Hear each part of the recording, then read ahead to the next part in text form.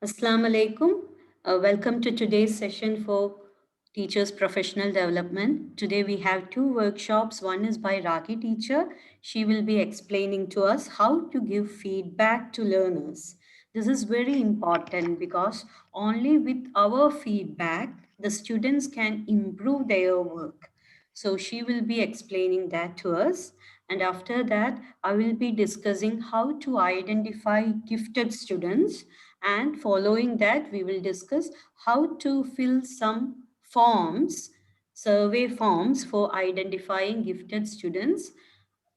So let us begin. Ragy teacher, you are most welcome. You can start sharing your screen and start. Thank you, teacher.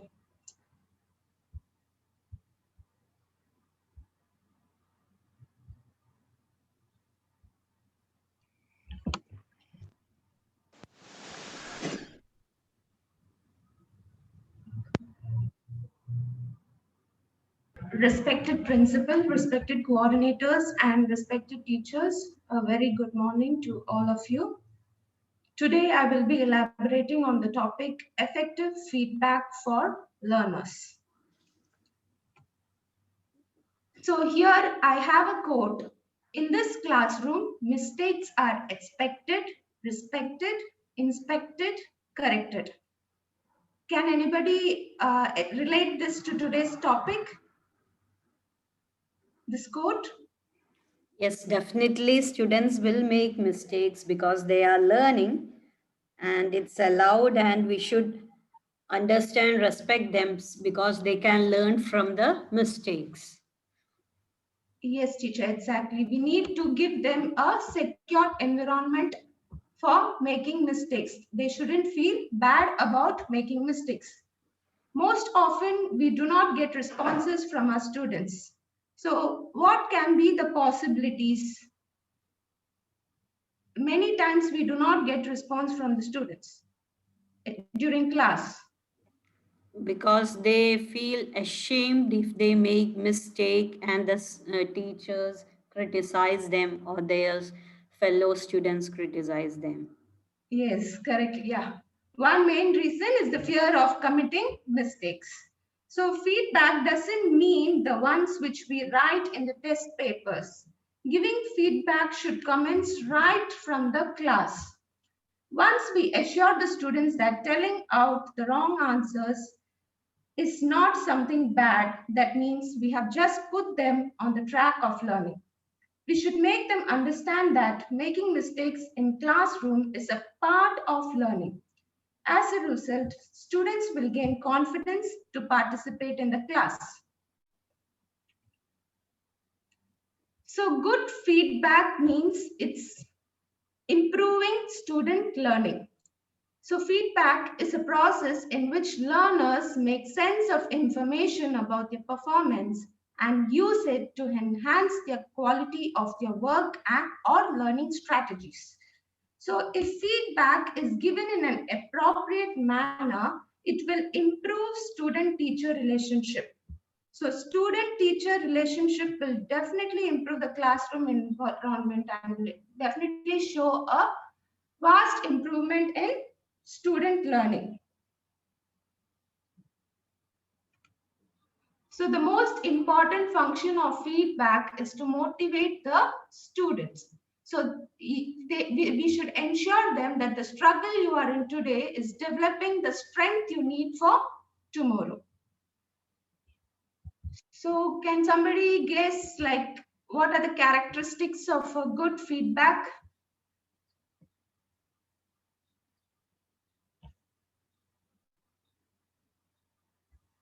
Appreciation is necessary. Yes, At first, definitely. the appreciation of the work. Yeah. Highlighting the positive points, yes.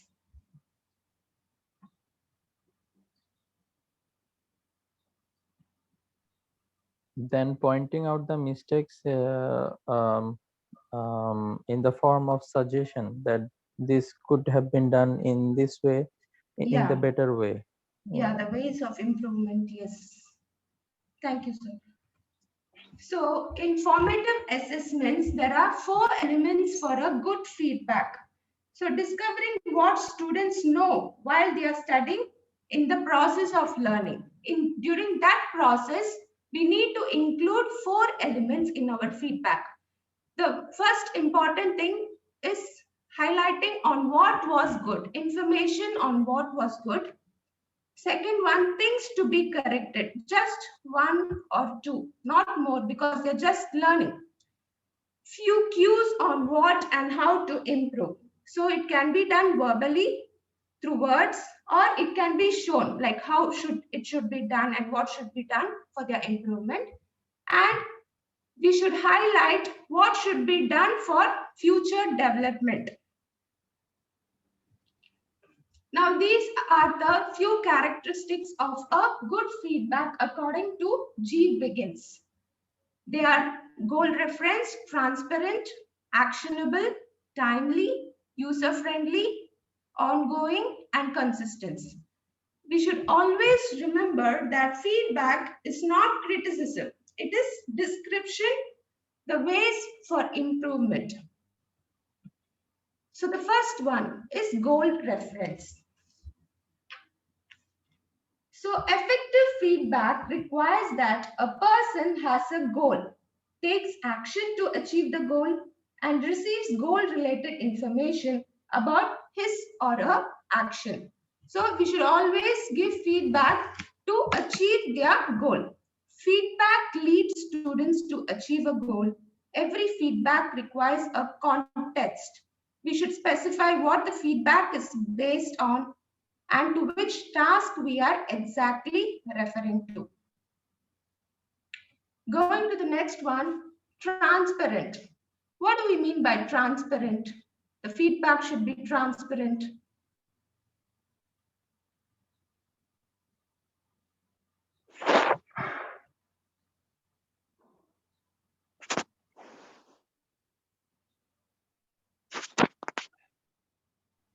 It should be clear.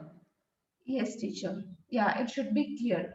Clarifying learning intentions and any misunderstanding about the criteria for the task.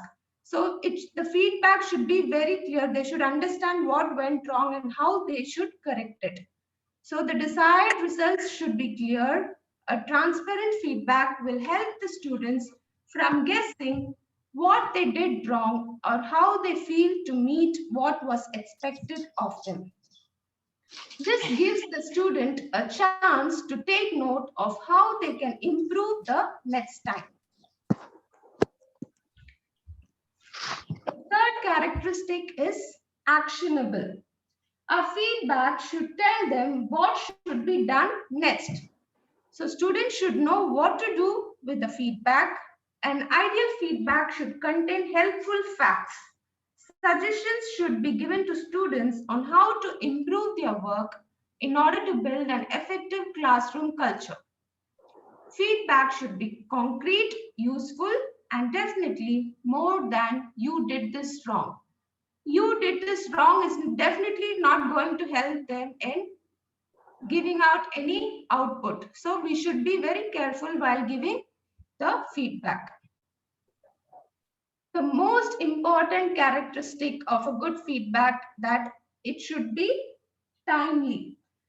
So if a feedback is given after maybe 1 month or so after the date of submission, the student will hardly relate to what we are talking about. Like we often forget things quickly, right? So at least before the next assignment is assigned or the next task is given to the student, the feedback on the previous task should be known to the students. So students should not be waiting for any longer than a certain period. A feedback at a later date will hardly be effective. It is important to make it timely while the project is still fresh in their minds. It should be given while there is still time for your students to act on it. Another characteristic of a good feedback is user-friendly. A teacher may be an expert in his or her subject. We may easily ask the student to complete tasks, Maybe it will be a matter of 20 to 30 minutes for us. But we cannot expect the same from students who has just heard of it. So our feedback should be user-friendly. Feedback is not restricted to standardized tests. I'm sorry. A feedback will hardly make sense if the students do not understand of what is being said. Break down the goals into smaller, more manageable tasks. With smaller and more actionable tasks at hand, students would be more encouraged to reconsider their work. So if the task is made into smaller or easy tasks, if we split the task into small tasks, it will help them to work better because they're just in the process of learning. A feedback should be ongoing. Be it in a class or when a student answers a question during lessons, we can provide feedback to our students as and when required. So feedback does not mean about the comments which we write on the test papers alone. Feedback is not restricted to standardized test scores only. Feedback works best when it is given often. It works as a guidance for students to improve learning. Provide feedback to your students as and when required. Students will get a lot of opportunities to improve in that way. The next characteristic of a good feedback is consistent.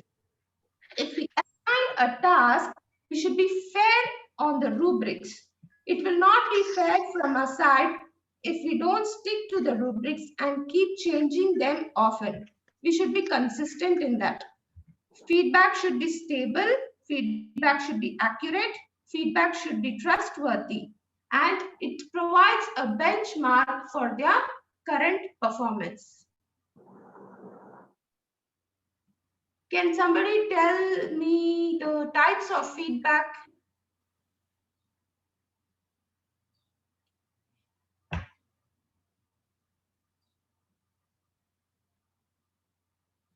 Even during the class, Yes, that teacher. can be formal type. Yeah. Then at the end of a at the end of a term, that can be as a whole, Yes. Correct. like summative. Yeah. And The informal feedback can feedback. be a written feedback, like on the HW homework papers or the Yeah. answer scripts of a term Yes. exam, or it can be a verbal feedback. Yes. Yes. Thank you, sir. Thank you, teacher. So these are the different types of feedback: informal feedback, formal feedback, formative feedback, summative feedback, student peer feedback, student self feedback, constructive feedback. So informal feedback. Informal feedback can occur at any times as it is something that emerges spontaneously in the moment or during action.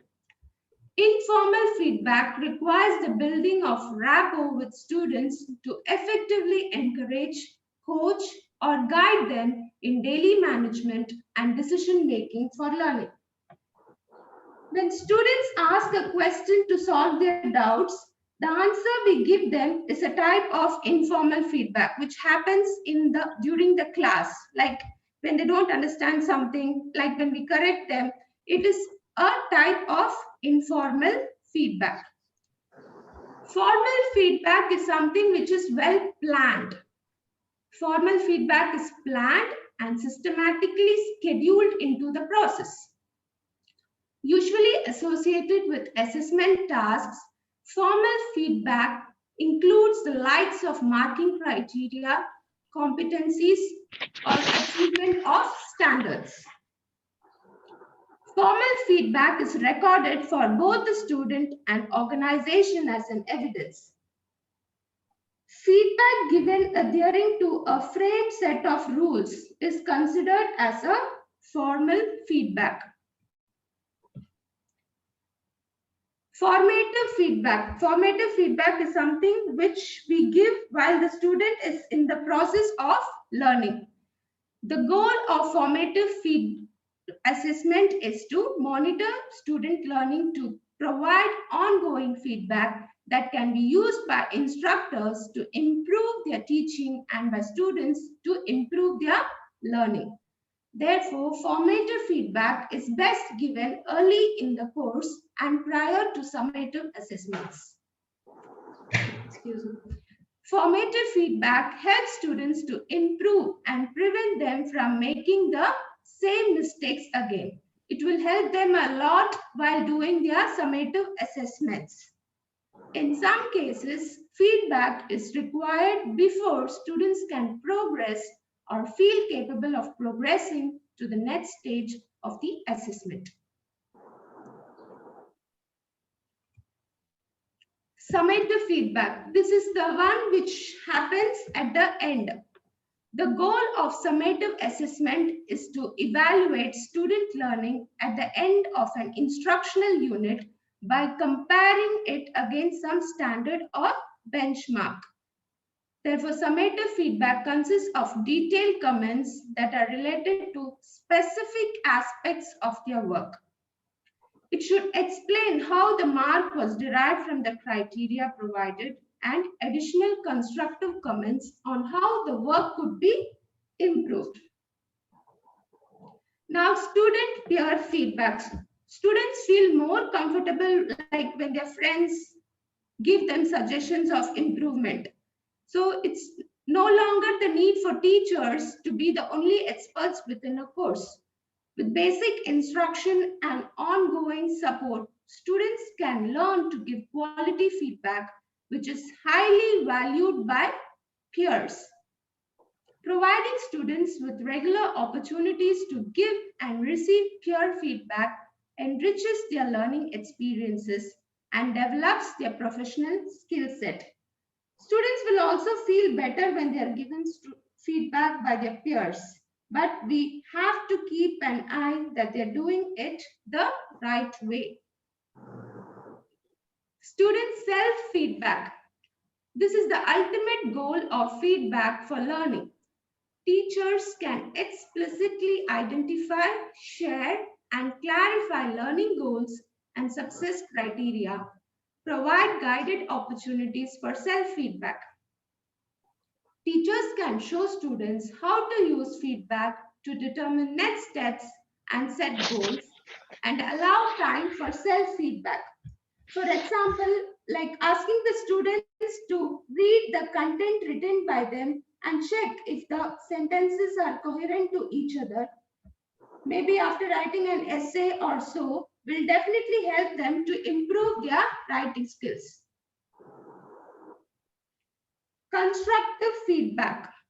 So these are 4 types: negative feedback, positive feedback, negative feed forward, and positive feed forward. Negative feedback is corrective comments about past behavior. So we should highlight what shouldn't be repeated in the future. So it focuses on behavior that wasn't successful and shouldn't be repeated.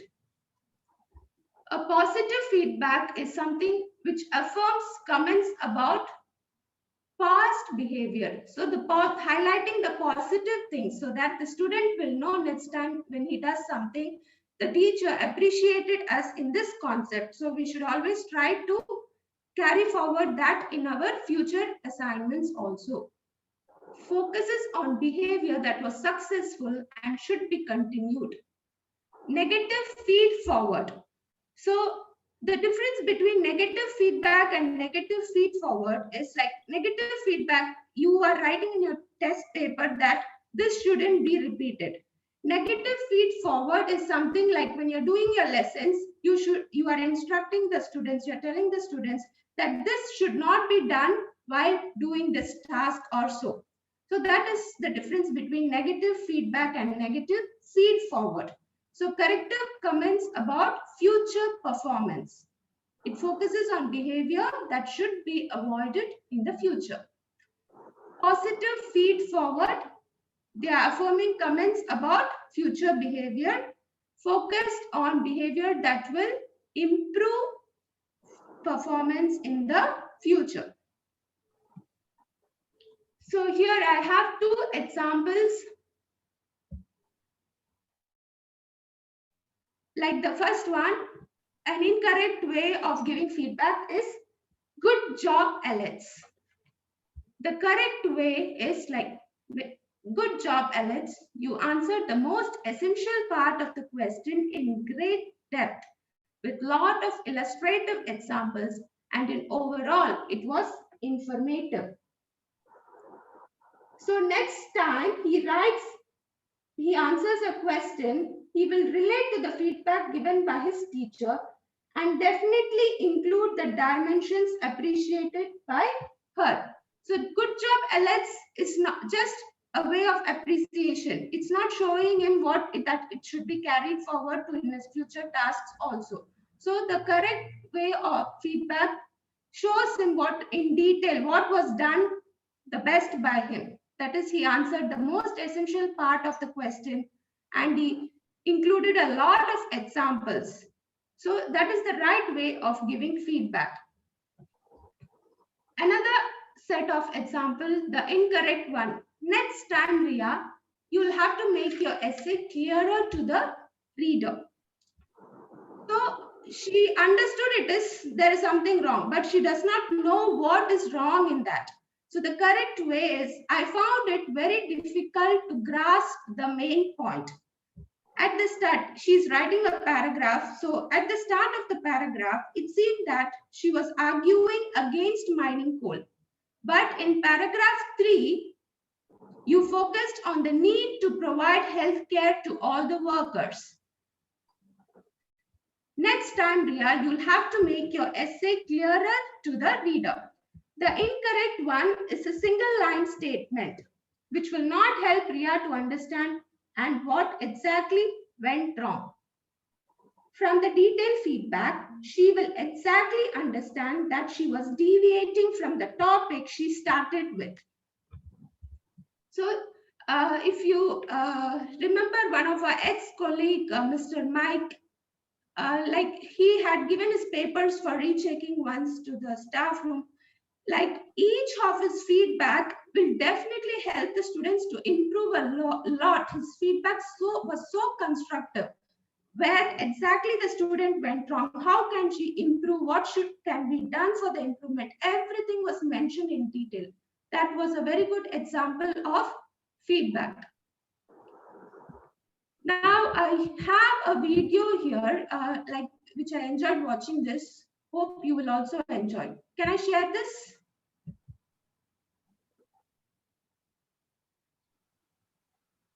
Yes, you can. Thank you, teacher.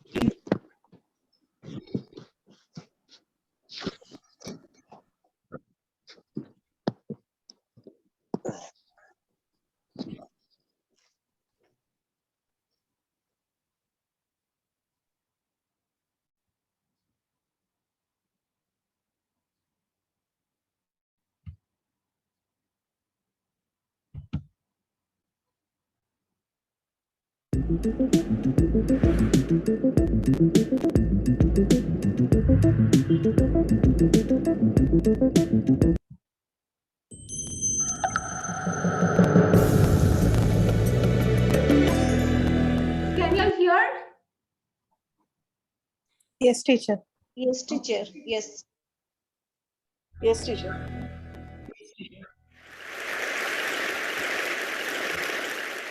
I have spent my entire life either at the schoolhouse, on the way to the schoolhouse, or talking about what happens in the schoolhouse. Both my parents were educators. My maternal grandparents were educators. And for the past 40 years, I've done the same thing. And so needless to say, over those years, I've had a chance to look at education reform from a lot of perspectives. Some of those reforms have been good, some of them have been not so good. And we know why kids drop out. We know why kids don't learn. It's either poverty, low attendance, negative peer influences. We know why. But one of the things that we never discuss, or we rarely discuss, is the value and importance of human connection. Relationships. James Comer says that no significant learning can occur without a significant relationship. George Washington Carver says all learning is understanding relationships. Everyone in this room has been affected by a teacher or an adult.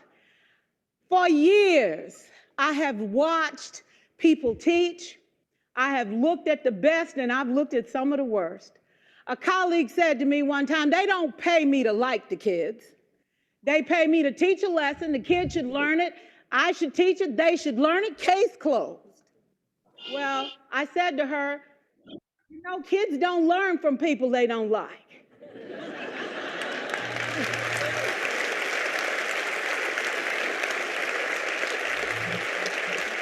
She said, that's just a bunch of hooey. And I said to her, well, your year is going to be long and arduous, dear. Needless to say, it was. Some people think that you can either have it in you to build a relationship or you don't. I think Stephen Covey had the right idea. He said you ought to just throw in a few simple things, like seeking first to understand as opposed to being understood. Simple things like apologize. You ever thought about that? Tell a kid you're sorry, they're in shock. I taught a lesson once on ratios. I'm not real good with math, but I was working on it. And I got back and looked at that teacher edition. I taught the whole lesson wrong. So I came back to class the next day and I said, look, guys, I need to apologize. I taught the whole lesson wrong. I'm so sorry. They said, that's okay, Miss Pearson. You were so excited. We just let you go.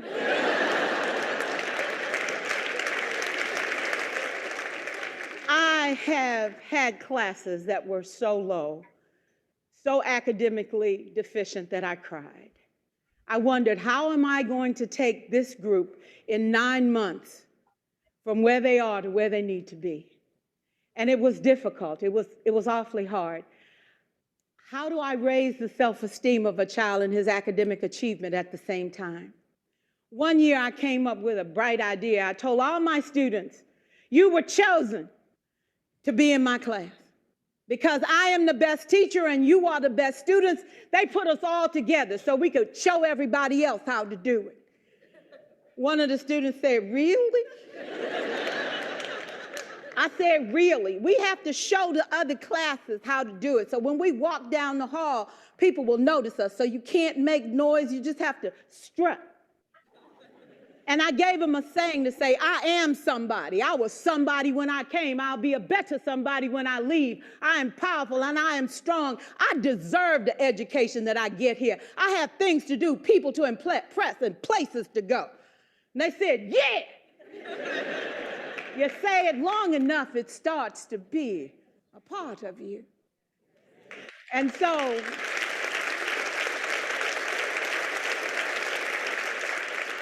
I gave a quiz, 20 questions. Student missed 18. Hope you all enjoyed the video. Yes, Ragy teacher, really, it's too good. Thank you, teacher. So can you spot out where the effective feedback came into picture in this video? Yes, should be always teacher say the negative thing in positive way. So 100% the school, the students will motivated and they will try to next time better. Yes, teacher, correct. The example where she gave a quiz for the students where she had 20 questions and the student got only 2 right. She Yes. gave a smiling face, but the student was shocked. Why did you give the smiling face for 2 marks? But she motivated him saying that you didn't get everything wrong. There is still room for improvement. Yes.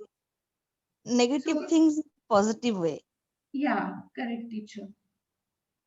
So this is the end of my presentation. I thank you all for listening so patiently. Thank you so much. If anyone has some doubts or some questions to ask Ragi teacher, you can do that.